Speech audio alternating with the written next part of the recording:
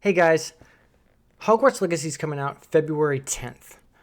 They've just released earlier this month or last month the pre-orders for the game. I pre-ordered it. I was kind of up in the air about the collector's edition versus the deluxe edition. After weighing the options and seeing that a floating wand, probably isn't worth $300. Even though I'm a huge fan of Harry Potter, and if it was $150, 100% I would have gotten it. But $300, I'm not so sure. The perks that you get for the collector's edition didn't seem worth $300 to me, unless you were gonna resell it on eBay for $600. Then of course it's a no-brainer, which is what's gonna happen. So I got the deluxe edition.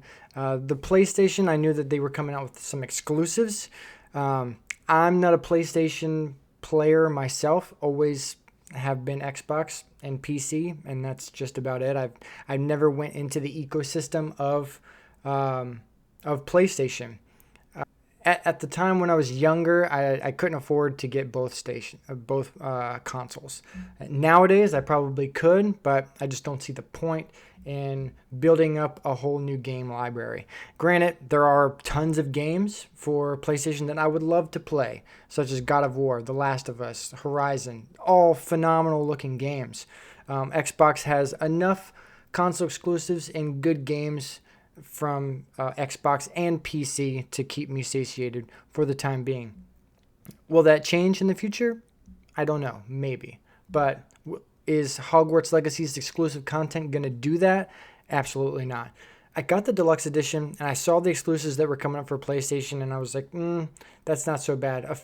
Felix Felice's potion, not that bad. And I figured that it would become available in the future, because you can't have a staple such as a Felix Felice's potion not be eligible for all players, because it's from the books, it's from the movies, it's like giving Quidditch to PlayStation players and not Xbox players. Like, it's in the universe. I could understand if it was like a special broom.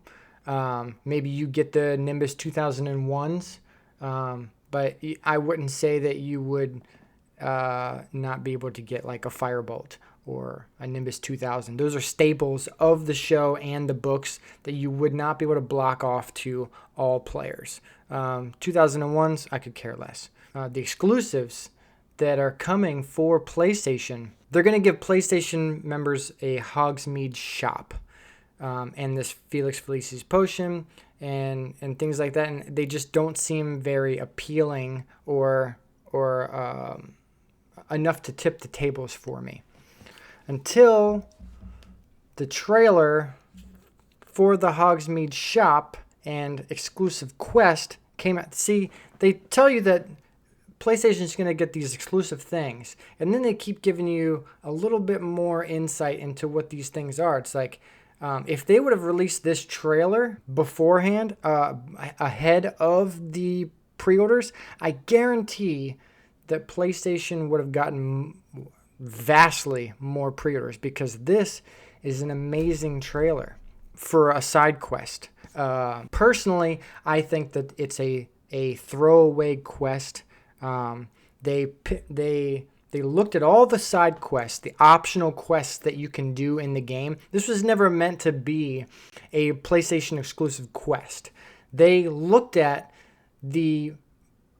all the side quests that they had built, ready to go already, and was like, which one are we going to give PlayStation? So they chose this one. And I believe that means that it's a good quest. I'm not going to say that it's terrible. It's not just some, random fetch quest where you get a cool item at the end. It's a really, really nice looking, well put together quest, and the trailer on top of that. So let's get into this trailer and let's see what it's all about. I've already seen it, but we're going to kind of break down the trailer a little bit and get into my insight on what this is about. So right off the bat, Hogwarts Legacy, Hogsmeade shop, PlayStation exclusive quest. This scene here, just alone, looks like it was taken straight from the concept art. It's like here's the vibe that we want for Hogsmeade. They draw it up in a concept art, and then boom, they put it out there. This is great.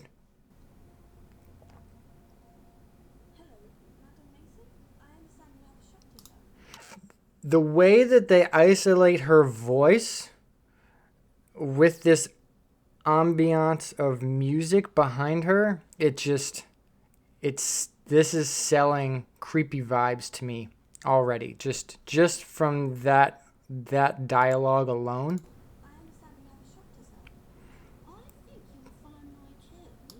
So this is the shop here. You've got, it looks like a fairly small shop. Looks like it hasn't been running in a while. Just let's see here. You got the three broomstick sign. You've got the Hogsmeade sign. No trolls. Whatever that is. But and there's like a little hand here, and then probably some things that you can maybe interact with potentially. But it looks like an old rundown shop that you'll probably have to clear some of this stuff out and rearrange it and, kind of modify it how you would want. Kind of how we saw in the state of play where you can customize your Care of Magical Creatures home that's inside the Room of Requirement. It's probably going to have some of the same customization options here that you do over there. They're going to just take the same system right over into here.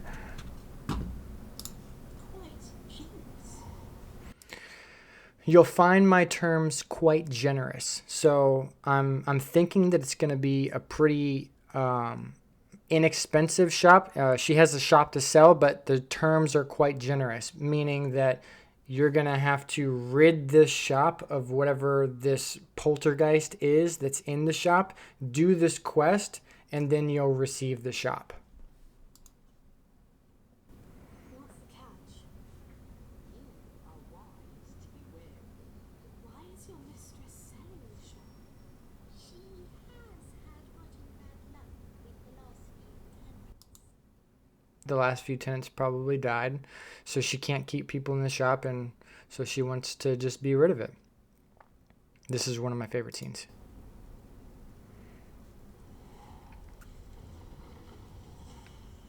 Those who came before you just could not seem to escape the darkness.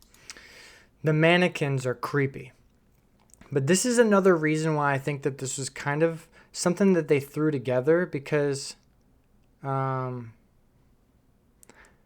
maybe because the mannequins from the Autodesk presentation, they seemed to be a way of putting the players, just showcasing the different outfits and things like that on these mannequins, so you could put together a different, like a set of outfits and place them on a mannequin and just see. It was just used as a tool, I believe, because we saw it multiple times, that these were just a tool to showcase outfits. Now they've taken these mannequins that we saw in Autodesk and created an entire quest around it. Maybe so that they didn't have to waste time and resources on creating new enemies or things like that, because they already had this mannequin. It was already kind of creepy. They probably just set these mannequins up, set the lighting to where the lighting was casting a lot of shadows, and was like, whoa, this is kind of creepy. Let's put this in the quest. So.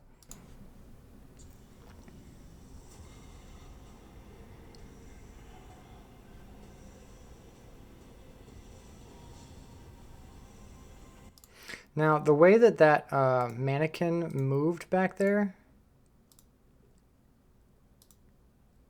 this one, just like that, I've seen that before. They're taking the same AI, I believe, from the Inferi and just mapping it onto the the mannequins. I would have to find the video from before, but I believe that the Inferi have that exact same swipe, and so they're just using that. I'm not saying that this is lazy by any means. It's a genius thing for them to put this together in this way for this free exclusive quest.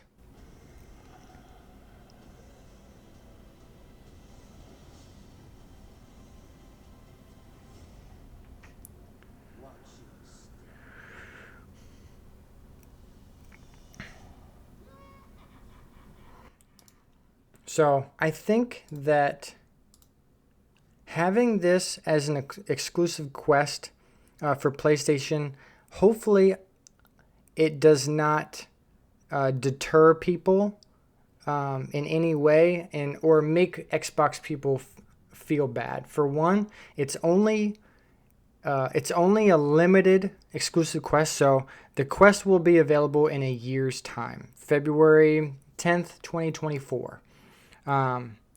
But I think that this should get people more excited, because the reason why I keep stating that this was a throwaway quest was for that specific reason, is that I believe that they just chose one of the hundreds of quests that they have to give to the PlayStation players.